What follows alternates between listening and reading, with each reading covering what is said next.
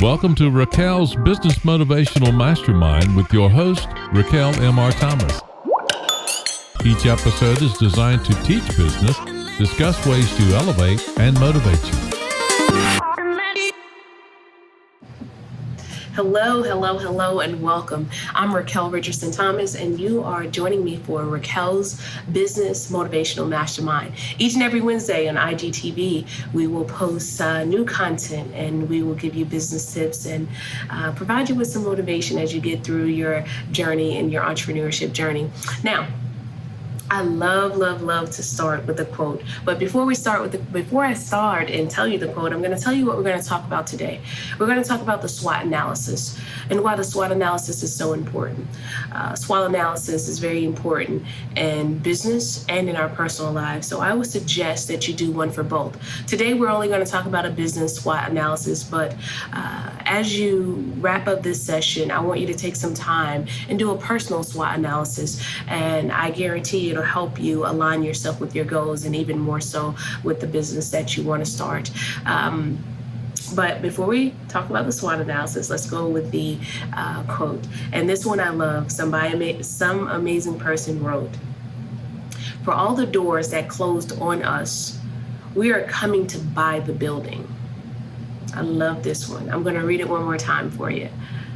"For all the doors that closed on us, we are coming to buy the building." In business, we get a lot of no's. There's no doubt about it. I think in life, we hear no quite a bit, especially as we become adults and we're in the workforce.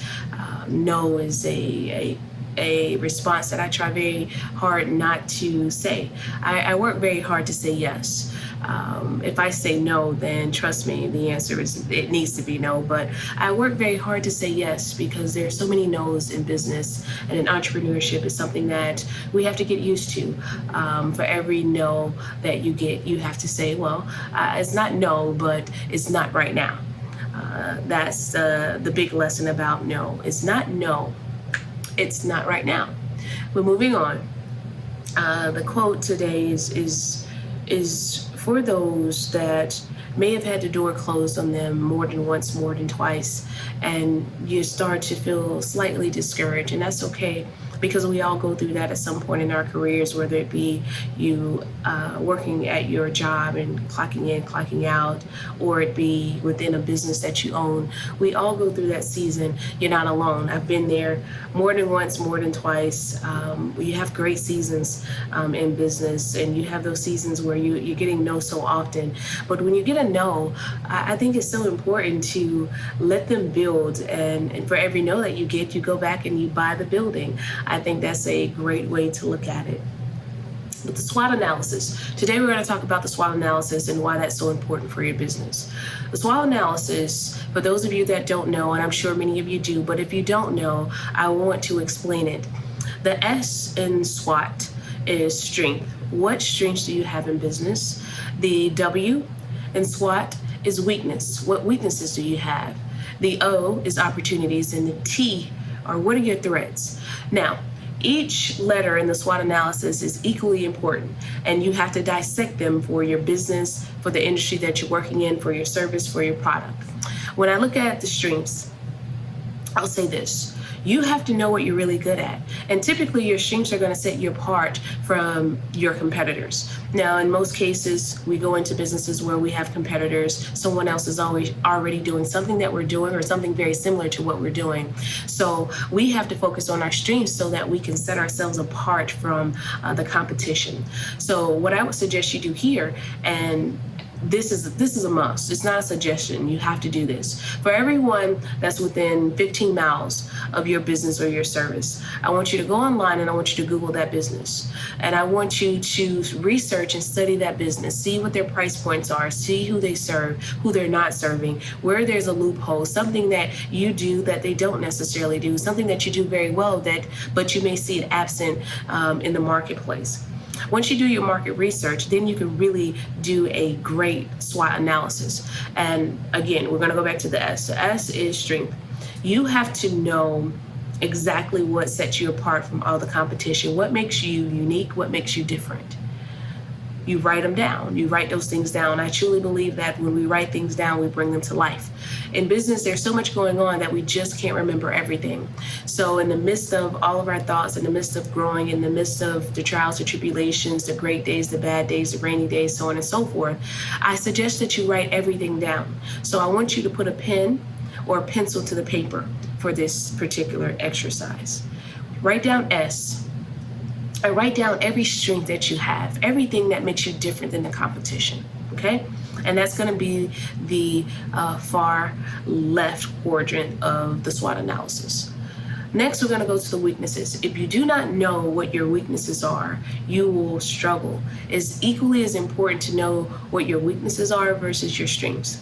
Okay? When you understand your weaknesses, you know where the competition is better than you are.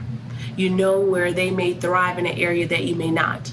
Now, how do you counter a weakness is totally different, but you have to know what your weaknesses are to effectively compete in the marketplace, right? Now, for the weak areas, it's simple. You just go out and you hire people, you bring people to your team that are part of your team that share an opposite strength, which would be your weakness. So you bring someone to the team that is really good at what your weaknesses are. So that's how you start to patch the holes when you start to feel like, you know what, I'm really not good at this, but there's another business that's knocking this out of the park. This is a key component. This is needed in the marketplace. You have to surround yourself and go out and get you someone that has that strength. Okay, and I want you to focus on it because I want you to continue to focus on your strengths because that is so very important. But knowing your weaknesses is very important. So in the next quadrant, which is going to be the far right, I want you to write down your weaknesses and take a moment. In each quadrant, I want you to get at least 3. You can have more than 3 items, but I want you to get to at least 3. 3 strengths, 3 weaknesses, 3 opportunities, 3 threats. Okay, that's the minimum. Now we're going to go into opportunities. What opportunities are there in the market? And the only way for you to truly know what opportunities are in the marketplace is you have to do market research. Hence, that radius that we talked about, 15 miles away from your business or service. Who's doing what you're doing? When you do the research, you can see exactly what they're doing, and then you can kind of see where there are some loopholes or maybe even some areas that there are some opportunities that the other competitors have not necessarily tapped into because maybe they've been in business for 25 years and they've done it this way for 25 years, is working in the marketplace. They're successful. Maybe they're brand new, who knows? But there's always an opportunity in each industry, in each service, each product. There's always an area of opportunity. And the only way for you to know that is you must research. So I want you to take some time to see what areas of opportunities are in your marketplace. Are there grants in your for your particular business or service that are new to the marketplace? That's an opportunity because if you can get a grant, you bring in dollars to your business that can help you grow or help you literally provide that service or product that you want to put out into the atmosphere. An opportunity could be finding an area or a demographic of people that are not being served but absolutely needs what you're providing. So demographics, going out to see if there's a certain group of people that really need what you're providing. So there are opportunities in each marketplace, and it is your job as an entrepreneur, as a business owner, to go out and find those opportunities. I'll give you an example. At our restaurant, we were struggling to drive traffic, and we were trying to determine what sets us apart from all the other restaurants. What sets us apart? Is it our food? Sure, we have good food, but food isn't enough. What sets us apart? Because there are many places that have good food. So we started to go to the drawing board. And on the drawing board, what we came up with is we were going to shift gears just slightly. We decided to market our restaurant as an event space. So we started to offer free event space. And our advantage was we were offering free event space during our operating hours, but we had a full kitchen and a full bar. So we were still a full service restaurant. We just didn't give that narrative when we started to remarket and rebrand because we weren't picking up the traction we wanted. So we went out and we found this an opportunity.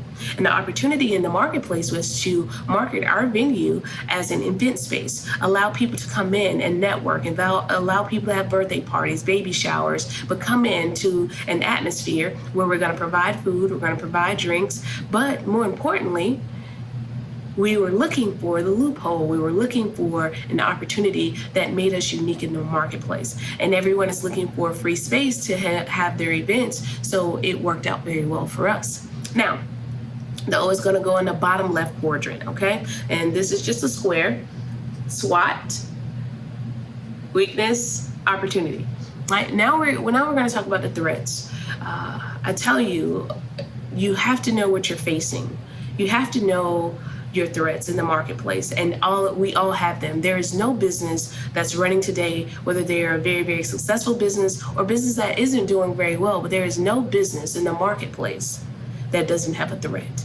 So how do you determine your threat? Again, you have to do some market research. Market research is very, very important. And without doing market research, it's very difficult for you to determine how you stand in the marketplace and who is going to provide that threat to you. In most cases, a threat comes from perhaps another business that's doing exactly what we're doing, but maybe they're doing it a little better. Or maybe they found that loophole, that one thing that's not necessarily been tapped into just yet, and they focus on it, and then they start to pull customers from other businesses because they're doing the one thing that is missing.